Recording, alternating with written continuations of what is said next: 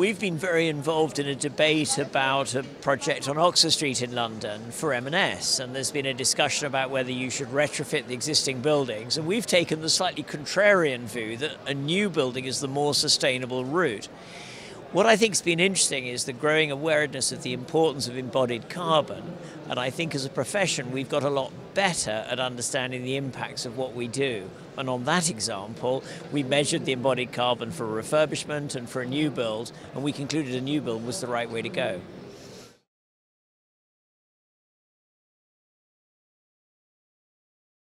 I think what's very key is we're designing buildings for the long term, because whether they're refurbished or new buildings, there will be an investment in embodied carbon. So what we've absolutely, first of all, got to make sure is that they're long life and that they continue to serve a good function.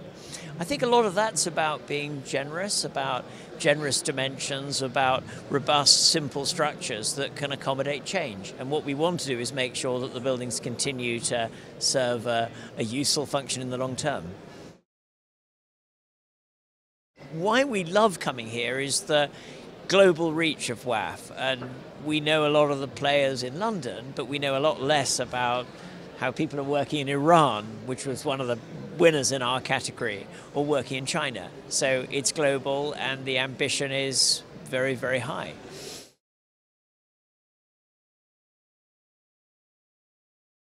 It's not the first time I'm in WAF. I think what I usually really enjoy is the fact that normally we walk as architects and slightly walk in trenches within our own, and suddenly it's kind of this breadth of, you see a lot of presentation, you have a lot of time to listen to other architects, to see where you are, to talk to them, and I found it very friendly and very informative. Yeah, I guess in terms of kind of experience, it was just very nice. So we presented yesterday our building, and again, we kind of usually in our own solitude, and suddenly it was to see 16 other projects that competing on the same spot, and to see how wide it is and how different each one took.